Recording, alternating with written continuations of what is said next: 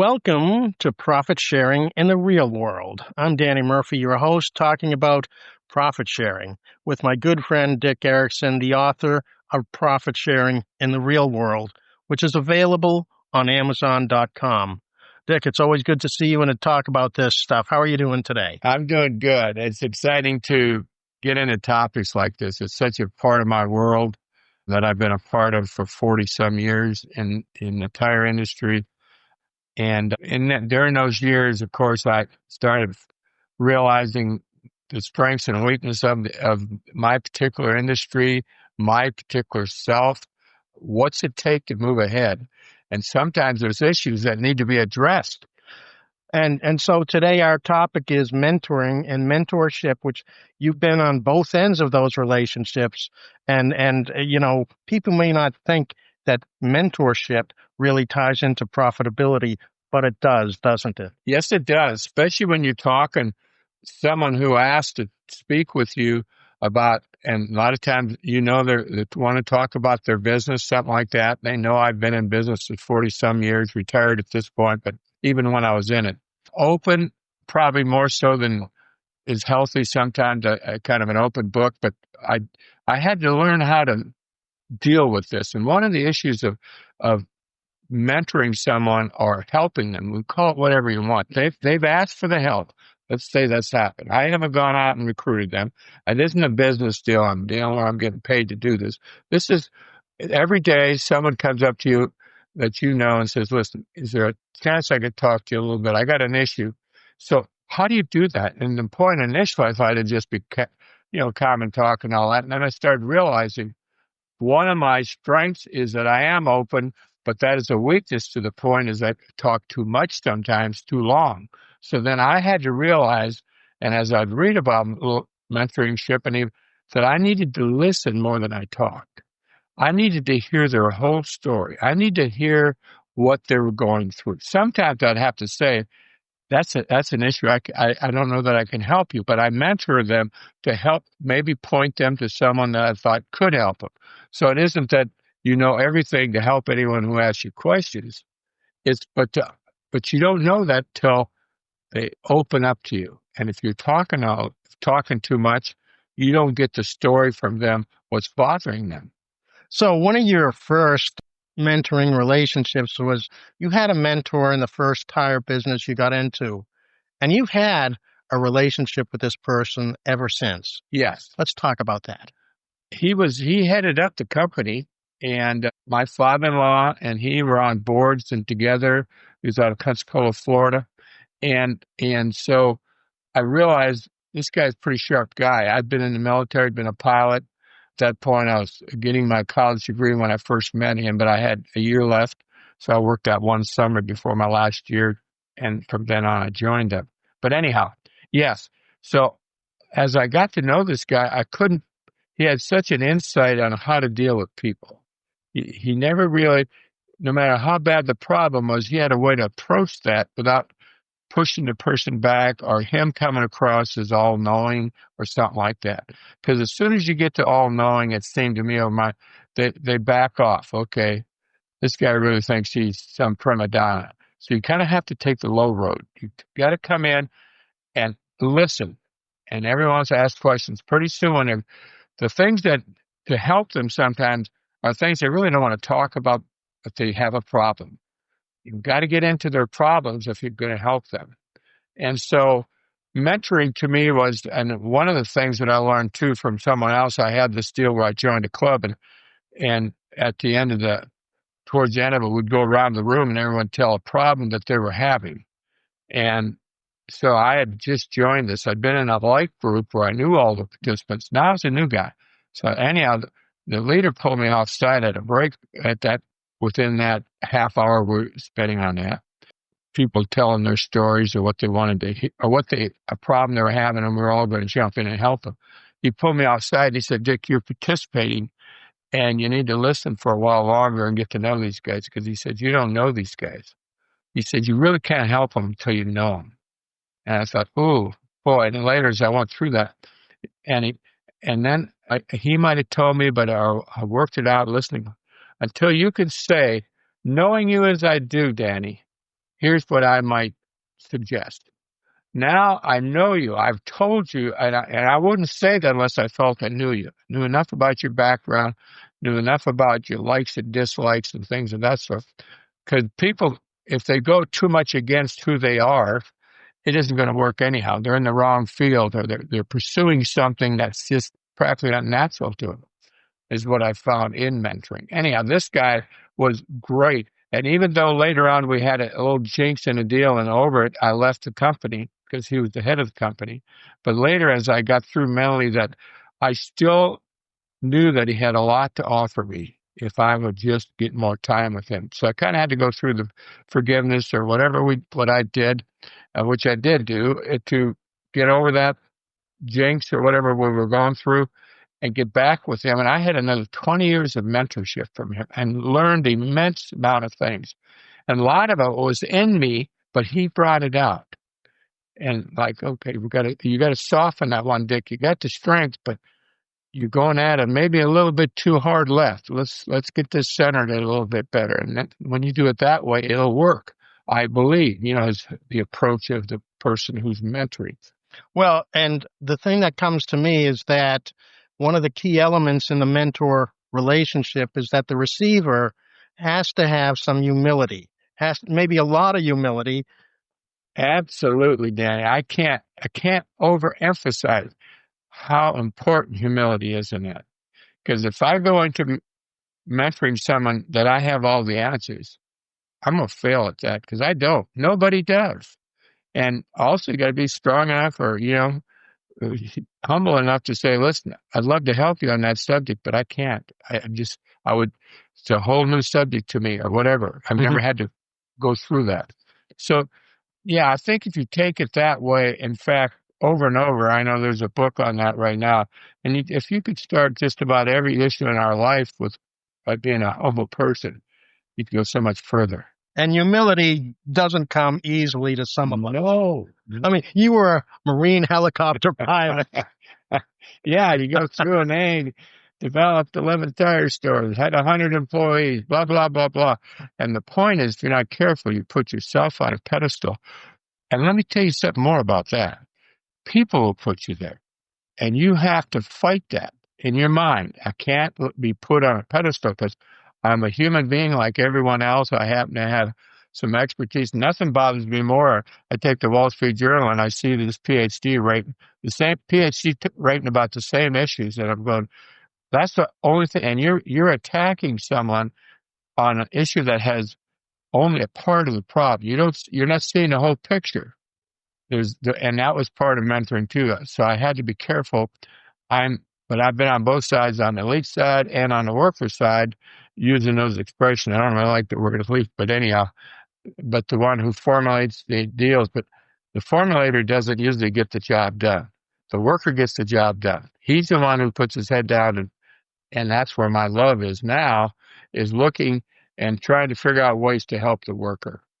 So one of the things that comes to me is that, when you read about celebrities doing this and that, one of the most notable things is when somebody new to this celebrity says he or she was just like a regular guy. That's right. That is the greatest compliment you can get. Yeah. And I love it when the heroes, they do something really heroic and they say, well, I was just doing what anybody would do. Yeah. Yeah. Not true. Well, let's stay with that a minute, because that happened in war at times. And someone come back and get a big medal. And I found myself, you didn't pick the missions that you might come out with a medal, because those were risky. They were unintended that you were going to get that much opposition, whether fired upon or crashed or whatever you did. And you might have walked away with a medal later, and you didn't do anything except doing what you're trained to do, but you did it. You got through it. Does that make you a hero? I don't know. I've wrestled with that all my life. The point is, if you think you're a hero, I don't think that's good. Something happened in your life and someone acknowledged it, fine, thank you, and get on with my life, because if I had really known everything I was going to get into when I got that problem that I went through, I wouldn't have done it maybe. I might have figured a way out of that and said, whoa. And maybe we wouldn't have rescued someone that needed to be rescued. So you had a great mentor and you've had a relationship with this guy. That was Big Ten? Big Ten Tires. Big Ten.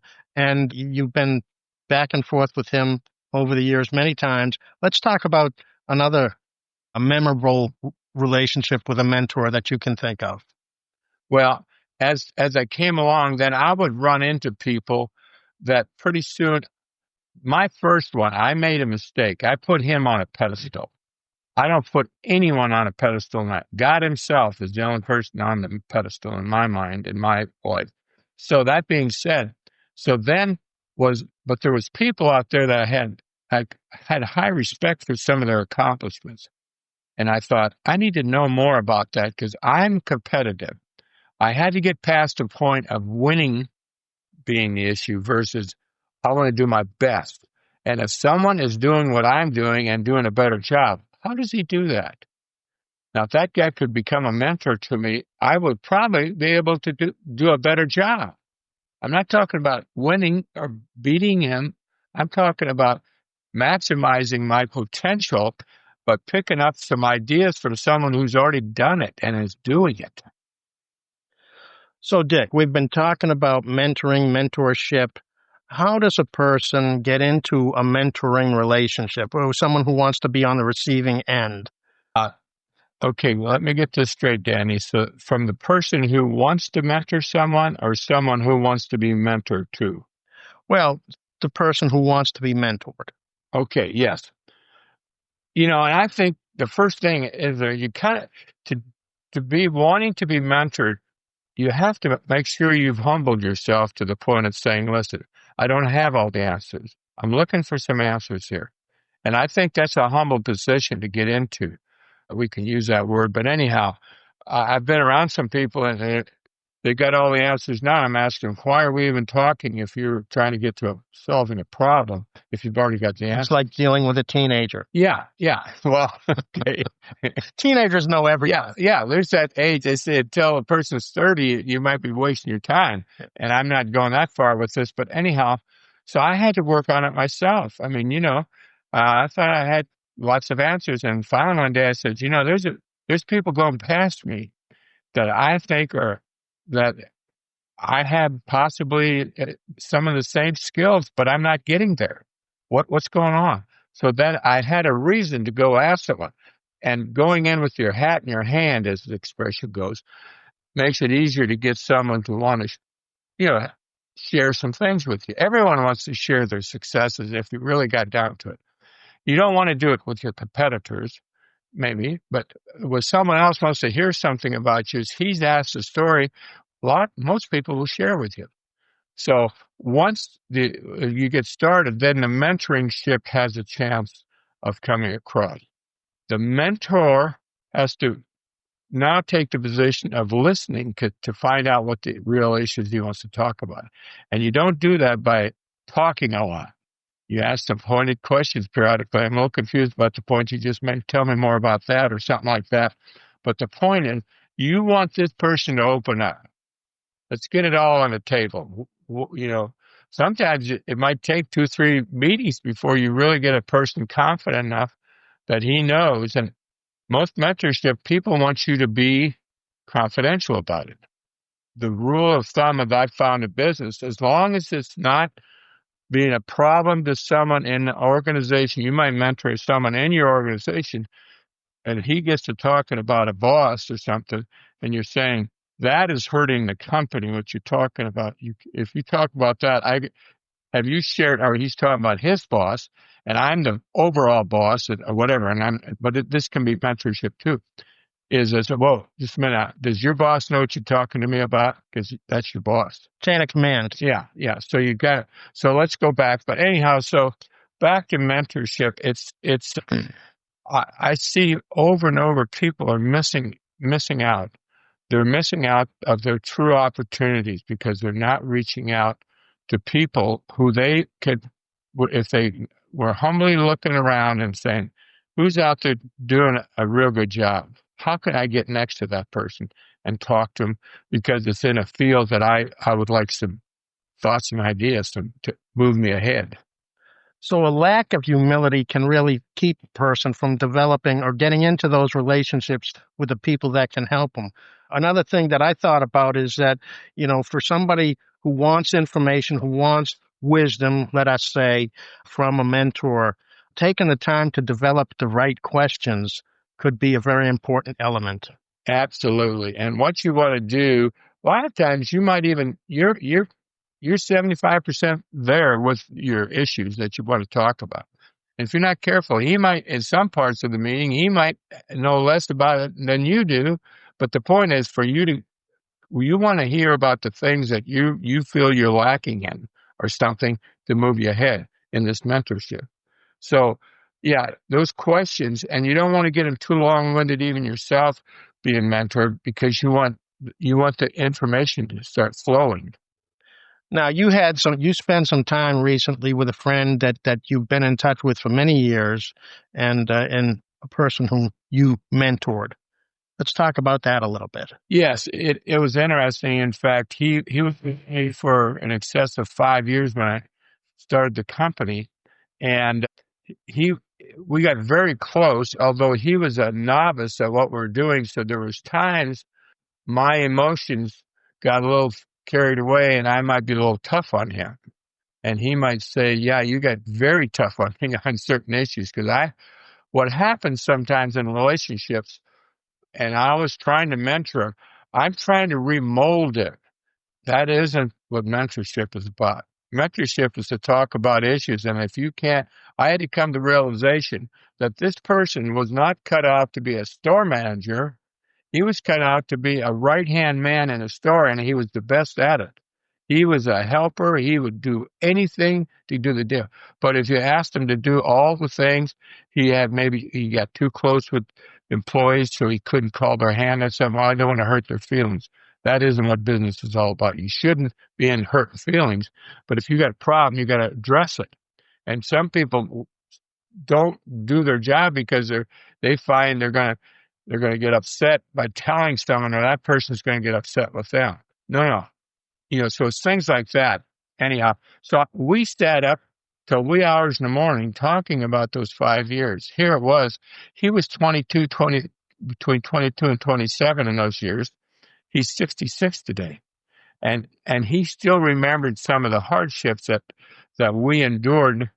And whether he knew it or not, some of them was just hard of me to bring to his attention. It was for him to absorb it.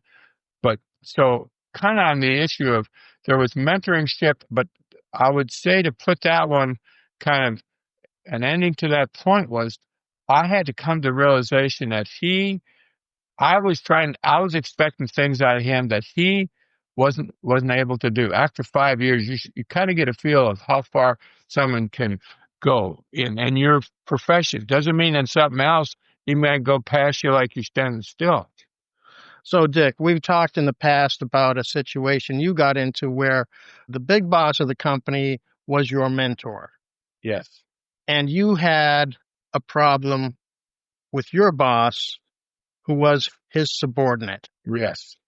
And you went to the boss's boss and said something. Tell me about that. So Tell me how that worked out. Yeah, and I think this is something that really has to be careful of within a company that you're dealing with people that are employed by this company, who you're talking to, because so here's what happened is I talked to the boss, the head of the company, about a problem. In fact, the problem was my boss wanted me to hire his daughter to work after school and hours like that.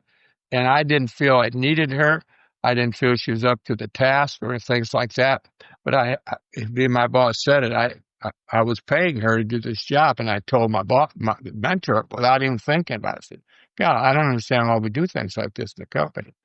And then when I got through, within a week, he had gone to my boss and wanted to have something about that. The problem with what it was, I caught my boss flat-footed. So when the leader of the company addressed him, it was a whole new story. He didn't know I had a problem with his daughter. I had to take that on with my boss that I was having a problem. So the point is that people have to realize when when you're mentoring someone, if he tells you something that's going to hurt the company, you can't have that it isn't. He has the rights to go back and try to clean up the problem. And so sometimes you'd feel, well, I told him he wasn't supposed to tell. No. It was the boss. There was someone in between there, and I told it. It got out there. It had to be cleaned up. So that could happen anyhow. You can start looking at relationships. You just got to be very careful at the person you're talking about. If they're in the command, within the line of command, they have been talked to about your problem before you go to someone over them. One of the things I like to talk about in mentoring relationships is the Boston. Being from Boston, I look at the Boston Celtics, and Red Auerbach as a great example. He wasn't trying to fit people in, make them do things that they weren't made to do. Bill Russell was a shot blocker and a rebounder. He wasn't a guy to sit around the perimeter and put up jumpers.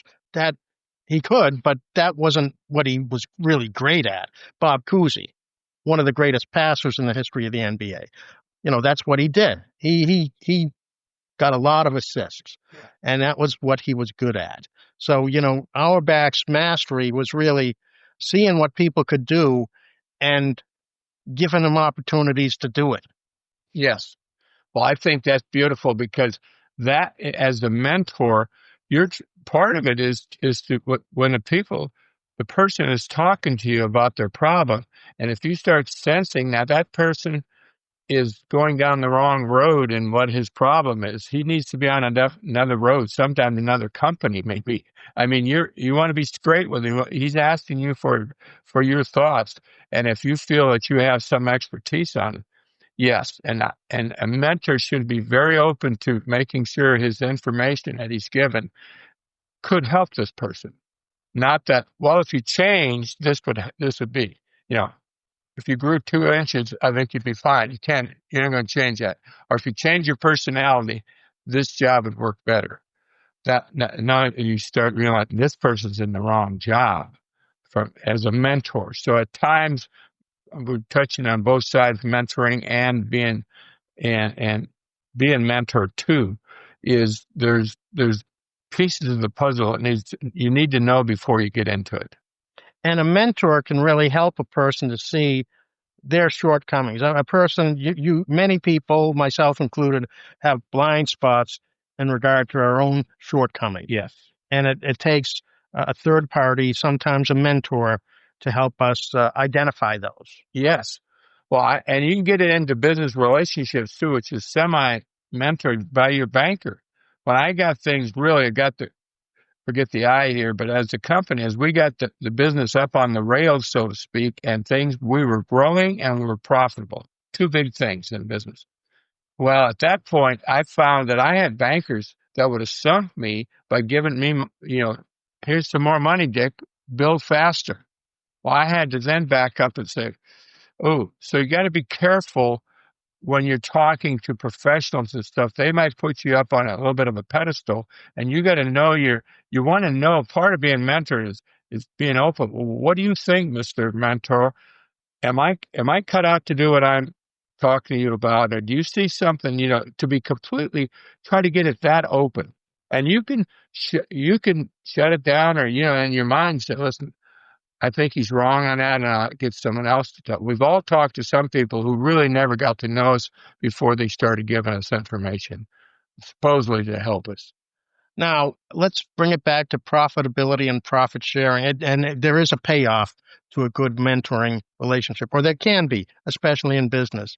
For you, there was a person or a couple who helped you to make a great decision about the Regency store. Right. And so it was a couple down down south of here, and they had a group of stores, and I would buy product with them at times. We'd put our product purchases together, get a little better price by purchasing together. And as I got to know them, they were not in my market, I'm not in their market, and I was looking at this third store, and I couldn't quite get to the point. I had a number in my mind, and it was more than what I felt it was worth. And so I'm sitting down with them, and they were very successful in a smaller market, but they'd been there for quite a few years and their stores did very well. So I really respected what they had done. So I was open to hearing their thoughts. And so he said, well, Dick, I said, I want to run something by you. What's that? I'm looking at this store and I can't quite get to the next step and I'm holding it back. It's for sale. It's in a good part of town, blah, blah, blah, blah. But I'm stuck on the price. And they said, so what are we talking about? I said, well, let's say it was $50,000. $50,000, okay? Which sounds like a lot. It sounds like a lot, and it did to me too. I was kind of getting new at this. This is my third store. And so they said, so Dick, let's talk about this. How do you go out and get financing? I said, well, I look for a 30-year loan. And so over 30 years, they said, okay, 30 times 12 and went through that. Divide that number into 50,000. I said, thank you. And it was just whatever. But someone gave me that idea versus me getting stuck on the 50. 50 divided by 30 years and a monthly payment issue, that's a whole different number completely.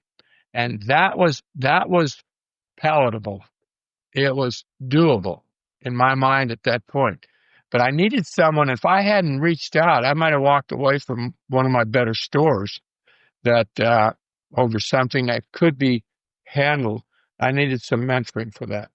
Now, would it be fair to say that Les Schwab let's talk about the variations in mentoring relationships. And I would ask you, would it be fair to say that Les Schwab was a mentor? Yes.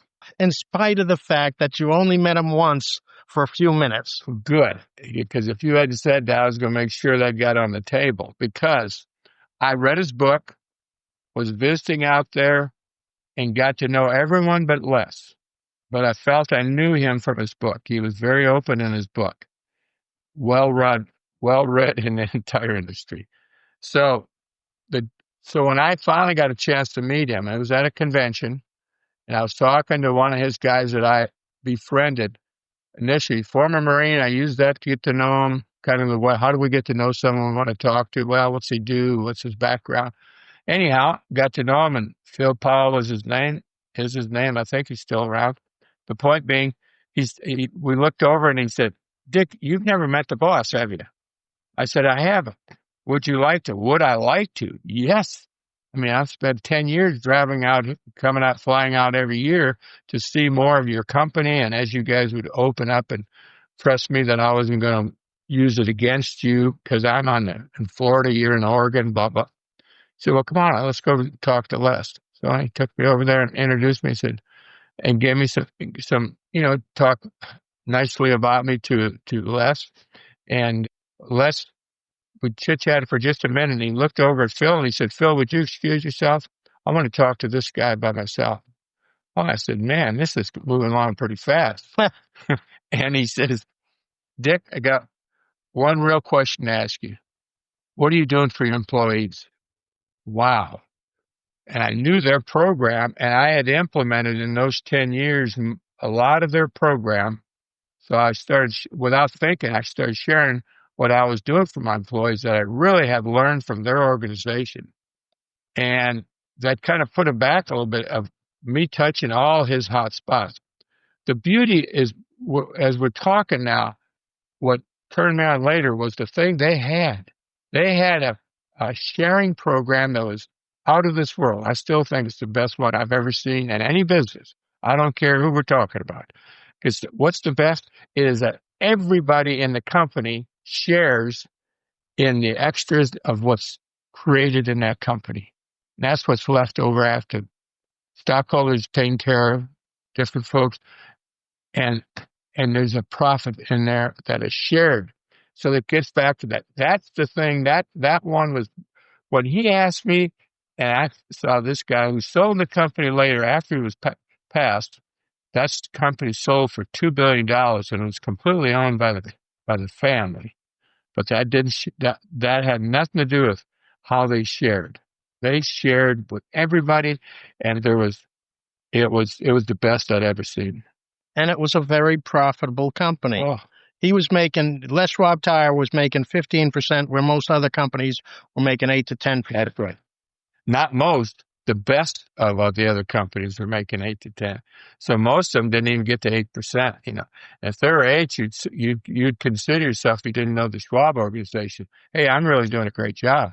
And then I got out there and they were making 15. I'm going, oh my goodness, I'm halfway there. I hope they'll share with me. I got to figure out what they're doing. Are they doing something kind of kinky? Nope. But the point is, I get into that heavy too. But the point is, it was how do you get there, and that becomes a story in itself. But the real drive to Dick Erickson is sharing profits with everybody, and to do that, sometimes you're not going to make the top manager ultra rich doing it. He's got to work at it over the years, just like the worker does. He'll come out dollars and cents better. But if you give it, I'm talking about some of these salaries that go to the top people. I'm going, what are we doing? Smoking dope here? What's going on? How about this guy down there that works every day, 8, 10 hours a day? Let me ask you one question. Has he got a retirement plan? And most of them would have to say no in small business. Well, Dick, thanks for coming in and having another great podcast episode. This one on mentoring and mentorship, there's a great value to it and can really affect a business's profitability. Getting advice from people that know more and having that kind of a relationship in your business. The name of the show is Profit Sharing in the Real World, and the book is available at Amazon.com. Thank you for listening.